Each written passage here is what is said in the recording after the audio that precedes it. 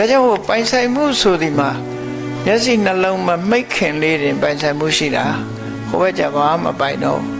အဲ့တော့ပိုင်တာဘာလို့ဆိုရင်ကိုတယောက်တည်းသွားပြီဆိုရင်ကိုရင်နဲ့နှလုံးထဲမှာကိန်းဝတ်တဲ့ကိုလုတ်ခဲ့တဲ့ကံတရားသည်သာလင်ကိုအတွက်ပဲအဲ့ဒီကံတရားကသာလင်ကိုအတွက်ကိုပိုင်တဲ့အရာဖြစ်တယ်ကံတရားကိုတော့ဘယ်သူမှလူယူလိုက်လို့မရဘူးကံတရားကလည်းကြံရင်မှလည်းမဟုတ်ဘူးရှင်တဲ့နှလုံးထဲဖြစ်တဲ့ကိုလုတ်တဲ့ကိုပြုတဲ့ကံတရားဒီကိုနဲ့အတူပါသွားတယ်လို့သူတို့ဆိုတယ်ဒါကြောင့်မို့ဘဝရောက်တဲ့အခါကံကြမ္မာပုံရိပ်တွေပေါ်လာတာဖြစ်တယ်အေးခဏခဏဒေါသထွက်တတ်တဲ့လူတယောက်ရဲ့မျက်နှာရိပ်ဟာနှုတ်ခမ်းကြီးစူးနေမှသိကြတယ်မျက်နှာပုတ်သိုးသိုးနဲ့နေပြီဆိုရင်အဲ့ဒါဟိုဘဝတုန်းကခဏခဏဒေါသထွက်ခဲ့တဲ့မျက်နှာရိပ်ပဲမျက်နှာရိပ်စဉ်းစားကြည့်လေဒေါသထွက်တဲ့အချိန်မှန်ကိုကြည့်ပြအောင်ကြည့်လိုက်